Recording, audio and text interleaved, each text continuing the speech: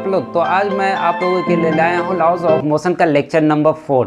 और आज के इस वीडियो लेक्चर में हम लोग डिस्कस करने जा रहे हैं Newton's third law of motion, जो काफ़ी इंपॉर्टेंट और इंटरेस्टिंग है। Then now let us start today class Newton's third law of motion. आज के इस लेक्चर में हम लोग पढ़ेंगे क्या होता है न्यूटन्स थर्ड लॉ और इसके कंसेप्ट को समझेंगे और कुछ कंसेप्चुअल क्वेश्चन सॉल्व करेंगे। ओके, तो बहुत सारे स्टूडेंट को पता होगा कि न्यूटन्स थर्ड लॉ क्या होता है। किसी से भी पूछेंगे तो फटाक से बता देगा कि सर न्यूटन्स थर्ड लॉ उस लॉ को कहते हैं जब हम अपने फ्रेंड को एक लाफा या एक थापड़ मारेंगे तो पलट के वो भी मुझे एक लाफा या एक थापड़ मारेगा। इसे ही क्या कहेंगे हम, न्यूटन्स थर्ड लॉ। बट ऐसा कहना बिल्कुल सही नहीं है, गलत हो जाता है। क्यों गलत होता है, आइए हम लोग समझते हैं इसे। सपोज आप करो हम इस बोर्ड पे 20 न्यूटन से हम अपने हाथ से यहाँ पे पंच के या यहाँ पे मारेंगे। ओके, तो ये जो हमने 20 न्यूटन से पंच किया या हमने जो बोर्ड पे मारा इसे हम कहेंगे एक्शन। ओके, जैसा ही पंच करेंगे मारेंगे तो हमें मेरे हाथ पे या हमारे हाथ पे क्या होगा, थोड़ा सा चोट महसूस होगा। थोड़ा, जितना फोर्स से मारोगे उतना तुम्हें चोट महसूस होगा। 10 न्यूटन से मारे तो हल्का, 100 न्यूटन से मारे बहुत कस के मार दिए तब तो यार उंगली ही टूट जाएगा। तो एक्शन तो आपने दिया और यहाँ पे आपको चोट लगा। क्यों लगा चोट, तो आप जिस बॉडी पे मारे या जिस बोर्ड पे मारे वो भी आपको क्या है, उसी फोर्स से आपके ऊपर स्ट्राइक किया या आपको मारा, जिसे हम कहेंगे रिएक्शन कहेंगे, एक्शन एंड रिएक्शन कहेंगे। अब इसे थोड़ा स्टेटमेंट के थ्रू समझते हैं। क्या लिखा है, this law states that to every action there is always an equal and opposite reaction.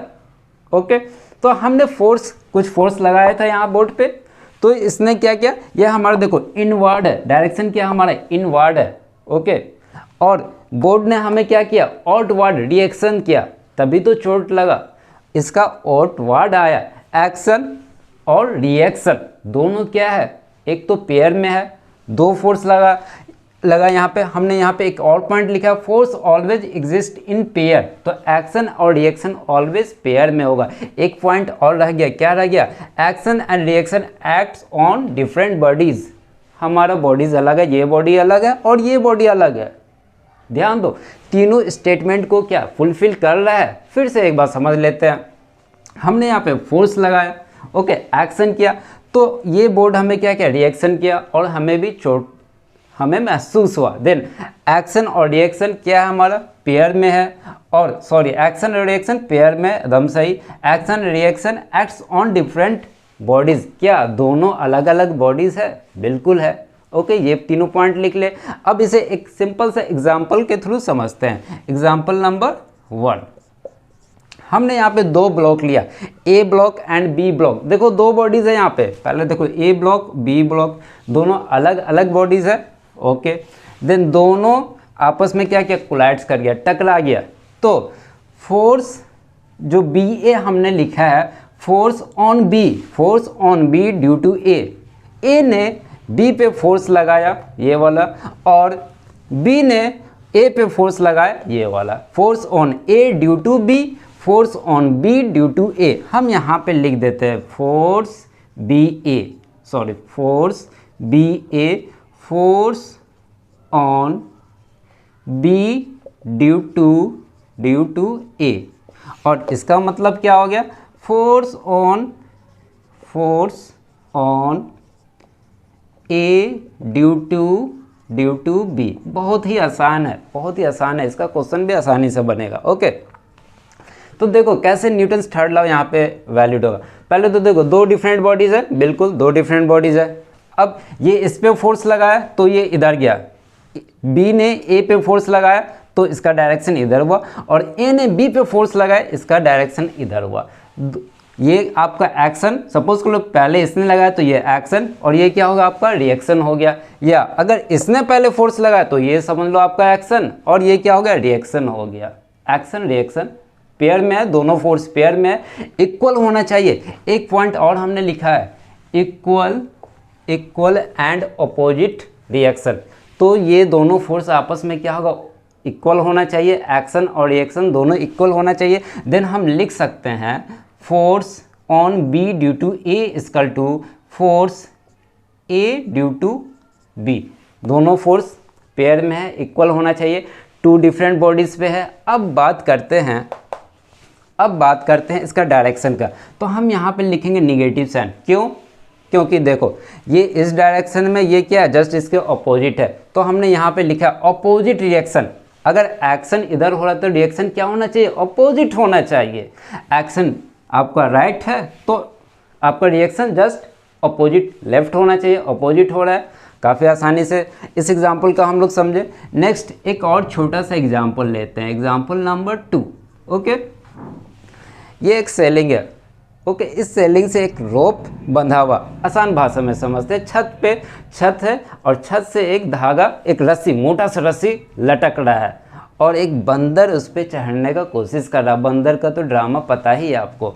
Okay, ये बंदर इस धागे पे इस रस्सी पे चढ़ने का कोशिश कर रहा है, क्लिम्ब कर रहा है। तो जैसे ही बंदर उस धागे को या रस्सी को पकड़ेगा, ऐसे पकड़ा, अपनी तरफ खींचेगा, ध्यान दो, अपने तरफ खींचेगा, तो हम इसे क्या कहेंगे? एक्शन कहेंगे। एक्शन, ये रहा आपका एक्शन। देखो डायरेक्शन इसका इधर, और जैसे ही खींचेगा बंदर तो क्या होगा? रस्सी इसे ऊपर ले जाएगा, तो इसे हम क्या कहेंगे? रिएक्शन कहेंगे। रिएक्शन कहेंगे। तो अब देखो एक्शन और रिएक्शन दोनों फोर्स इक्वल है, अपोजिट डायरेक्शन में है। अब ये आपका रोप एक अलग बॉडीज हुआ और ये बंदर एक अलग बॉडी हुआ। बंदर अलग, रस्सी अलग, दो डिफरेंट बॉडी है। दोनों का डायरेक्शन, एक्शन रिएक्शन, दोनों पे फोर्स लग रहा है, दोनों अपोजिट डायरेक्शन में। एक छोटा सा एग्जांपल और हम समझ लेते हैं। हम इस सरफेस पे एक ब्लॉक रखें। ओके, एम मास का ब्लॉक रखें। जैसे ही ब्लॉक रखेंगे तो क्या होगा? एक वेट फोर्स लगेगा। वेट फोर्स का डायरेक्शन क्या हुआ? एम जी, ये नीचे की तरफ, एम जी ये नीचे की तरफ, और इस पे एक नॉर्मल फोर्स लगेगा जो आप लोगों को पता है, प्रीवियस लेक्चर में पढ़ चुके हो। नॉर्मल फोर्स लगेगा एन। ओके, अब देखो ध्यान दो, एक ये तो आपका बॉडी है, सरफेस एक बॉडी को कह सकते हैं, और एक ब्लॉक, टू डिफरेंट बॉडी है। ध्यान देना, टू डिफरेंट बॉडी है। तो एक एक्शन फोर्स इधर, जस्ट उसके अपोजिट रिएक्शन फोर्स लग रहा है। ओके, तो यहाँ पे भी वैलिड हो रहा है न्यूटन्स थर्ड लॉ। ओके, तो डियर स्टूडेंट आप इसे नोट कर ले, और इस पे हम कंसेप्चुअल क्वेश्चन सॉल्व करने वाले हैं। ओके, और अभी जो हम ये वीडियो रिकॉर्डिंग कर रहे हैं, ये रात का 2 या 3 नहीं बज रहा है जैसे आम लोग बोलते हैं। हम ये आपको प्राइम टाइम पे शाम के 7 बज रहा, और इस वक्त आपका वीडियो रिकॉर्डिंग कर रहे हैं क्योंकि आप लोग काफ़ी इंपॉर्टेंट स्टूडेंट हो। तो ये नोट कर ले, और हम इस पे कंसेप्चुअल क्वेश्चन लॉ पे हमारा एक प्यारा सा क्वेश्चन है, हम इसे सॉल्व कर लेते हैं। ओके, क्वेश्चन क्या कर रहा है? सेलिंग में एक रस्सी लटक रहा है, मोटा सा रस्सी, और उस पर क्या किया? आपका प्यारा सा बंदर जो आपका फेवरेट है, वो प्यारा सा बंदर इस पर चढ़ने का क्या कर रहा है? कोशिश कर रहा है, ट्राई कर रहा है। ओके, और कितना एक्सेलरेशन से चल रहा है? ऊपर कितने एक्सेलरेशन से चल रहा है? तो 4 मीटर पर सेकेंड स्क्वायर से ये चल रहा है। इसका मास क्या है? मास ऑफ मंकी 30 kg है। देन आपको फाइंड क्या करना है? टेंशन फाइंड करना है। ओके, क्या फाइंड करना है? टेंशन फाइंड करना है। अब ये 30 kg का क्या मास लटक रहा है जो मंकी है, तो टेंशन क्या लगेगा? Just point mass of away, इसके अपोजिट लगेगा।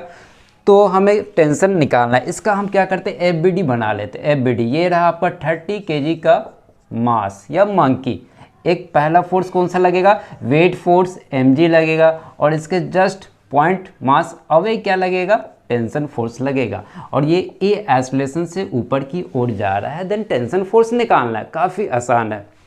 हम यहाँ पे पहले अप्लाई करते हैं न्यूटन्स सेकेंड लॉ। क्या होता है न्यूटन्स सेकेंड लॉ? लिख दे रहे हम यहाँ पे न्यूटन्स सेकेंड लॉ। क्या होता है? सभी को पता है, force equal to mass into acceleration. इस फोर्स को हम लिख सकते हैं net force on that body. ये जो हमारा पॉइंट मास है, इस पे जितना फोर्स लग रहा है वो इक्वल होना चाहिए मास इनटू एक्सेलरेशन। अब देखो नेट फोर्स निकालेंगे, यहाँ पे नेट फोर्स निकालेंगे। इस बॉडी पे 2 फोर्स लग रहा है, एक नीचे की तरफ और एक जस्ट अवे लग रहा है। According to Newton's third law क्या कहता है? Action reaction, action reaction, action reaction. Newton's third law यहाँ पे अप्लाई हो रहा है, तो हम यहाँ पे कर देते हैं न्यूटन्स थर्ड लॉ। अब देखो mg डाउनवर्ड है और टेंशन फोर्स अपवर्ड है।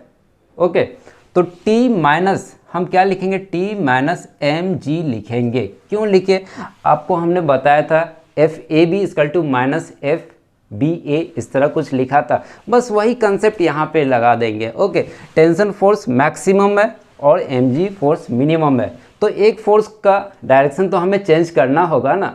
एक फोर्स का दो फोर्स है, दोनों फोर्स पेयर में है, टेंशन फोर्स है और एम जी फोर्स है, और एक्शन और रिएक्शन है, और मैंने क्या लिखा था, अपोजिट डायरेक्शन में होना चाहिए, तो माइनस हम यहाँ पे लगा देंगे। Then equal to mass into acceleration. अब देखो T इक्वल टू क्या हो जाएगा, M A plus M G हो जाएगा। T equal to mass common ले लेंगे 30, हम पहले लिख दें मास कॉमन ले लेंगे, क्या होगा A प्लस जी हो जाएगा। Then T equal to 30, A का वैल्यू क्या है 4 मीटर पर सेकेंड, G का वैल्यू हम यहाँ पे कंसीडर करेंगे 10 मीटर पर सेकेंड स्क्वायर। देन क्या होगा 14 हो जाएगा। टेंशन इक्वल टू क्या होगा 420 न्यूटन होगा। क्लियर, बस यहाँ पे समझना, हमें न्यूटन्स थर्ड लॉ अप्लाई करेंगे। अगर एग्ज़ाम में प्रॉब्लम हो रहा है, बस आंख बंद करके लग कर देना, ये फोर्स मैक्सिमम है तभी तो ऊपर जा रहा है, टूटा तो नहीं ना, टूट के तो नीचे नहीं ना आया, ये रस्सी, ये जो धागा है, ये जो आपको मोटा सा रस्सी, ये टूट के तो नीचे नहीं आया, तो ये फोर्स ऑब्वियस है कम होगा, ये ज़्यादा होगा, तो टी माइनस एम जी कर देंगे और न्यूटन सेकेंड लॉ लगा देंगे। ओके, अब यहाँ पे हमने एक रेड कलर में लिखा breaking force oblique breaking force breaking point of rope, ये क्या है, 600 न्यूटन लिखा हुआ है। इसका मतलब क्या हो गया, इसमें जो क्षमता है, इसमें जो इस टेंशन फोर्स का जो क्षमता है वो क्या है 600 न्यूटन। 600 न्यूटन तक, अगर 600 न्यूटन तक यहाँ पे अगर मंकी बंदर लटकेगा। एग्जाम्पल नंबर 2 है, क्या क्वेश्चन कह रहा है, find maximum acceleration then monkey safely cling up the rope. Okay, एक सेलिंग से रोप इस तरह लटक रहा है, मोटा सा रोप, और इस पे एक बंदर उस पर क्या कर रहा है, क्लेम कर रहा है, चढ़ रहा है। एक्सेलरेशन दिया हुआ नहीं दिया हुआ, आपको फाइंड करना मैक्सिमम एक्सेलरेशन। थोड़ा ध्यान दो, क्या फाइंड करना है, ए मैक्सिमम, कितना ज़्यादा से ज़्यादा एक्सेलरेशन के साथ बंदर रोप के सहारे ऊपर चढ़े, यानी कि रस्सी के सहारे ऊपर चढ़े, मैक्सिमम एक्सेलरेशन फाइंड करना है, ए मैक्स आपको फाइंड करना है। ध्यान तो थोड़ा देना, क्या क्या दिया हुआ, ब्रेकिंग फोर्स 500 न्यूटन, यानी कि इस धागा, इस रस्सी का या इस रोप का क्या दिया, क्षमता दिया हुआ है, सहने की क्षमता। टेंशन फोर्स कितना दिया हुआ, 500 न्यूटन दिया हुआ। अगर इससे ज़्यादा हुआ तो ये क्या हुआ, ब्रेक कर जाएगा। वेट फोर्स अगर ज़्यादा हुआ तो ये ब्रेक कर सकता है। अब देखो, बंदर का मास दिया हुआ 40 kg और जी आपको कंसीडर करना है 10 मीटर पर सेकेंड स्क्वायर। एबीडी बनाते यहीं पे बनाते, पहला इस पर एक फोर्स लगा है weight force, mass into gravity acceleration. Okay, दूसरा क्या लगेगा आपका, टेंशन फोर्स किस पे लगेगा, रोप पे लगेगा। अब देखो, एक्शन रिएक्शन दोनों अलग अलग बॉडी पे, ये एक बंदर है, ये एक रोप है आपका, दोनों दो फोर्स लग रहा है लेकिन अलग अलग बॉडी पे लग रहा है और अपोजिट डायरेक्शन में लग रहा है। ओके, न्यूटन्स थर्ड लॉ है। ओके, अब कैसे करेंगे, फर्स्ट ऑफ ऑल हम लोग F net, Newton second law से F net equal to mass into acceleration. अब एफ नेट हम कैसे निकालेंगे, तो न्यूटन थर्ड लॉ से टोटल फोर्स यहाँ पे क्या है, T minus M G, T minus M G equal to mass into acceleration. अब देखो, आप लोगों को लग रहा होगा सेम तो क्वेश्चन है, बट यहाँ पे क्या मैक्सिमम एक्सेलरेशन आपको फाइंड करना है। ब्रेकिंग पॉइंट का कंसेप्ट है, ब्रेकिंग फोर्स या ब्रेकिंग पॉइंट, इसे कंसीडर करना है एज ए टेंशन। ध्यान दो, मैक्सिमम एक्सेलरेशन यानी कि मैक्सिमम टेंशन होना चाहिए। मैक्सिमम एक्सेलरेशन आप फाइंड करो तो मैक्सिमम क्या होना चाहिए, टेंशन फोर्स होना चाहिए। देन टी का वैल्यू हम यहाँ पे 500 रखेंगे, एम का वैल्यू 40 दिया हुआ है तो 40 इंटू जी, और मास का वैल्यू 40।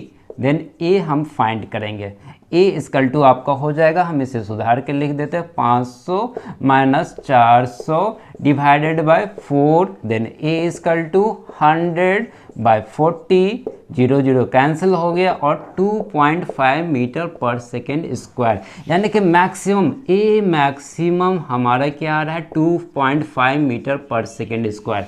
इस एक्सेलरेशन के साथ मंकी बंदर ऊपर चढ़ेगा।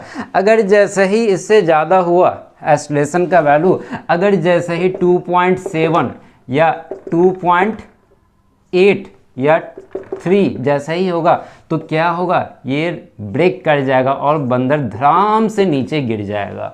ओके, ये जो आपका रोप है ये ब्रेक हो जाएगा अगर इससे ज़्यादा एक्सेलरेशन से ये मूव किया। कम एक्सेलरेशन से मूव किया तब तो कोई फ़र्क नहीं पड़ने वाला, आराम से रस्सी पे चढ़ जाएगा।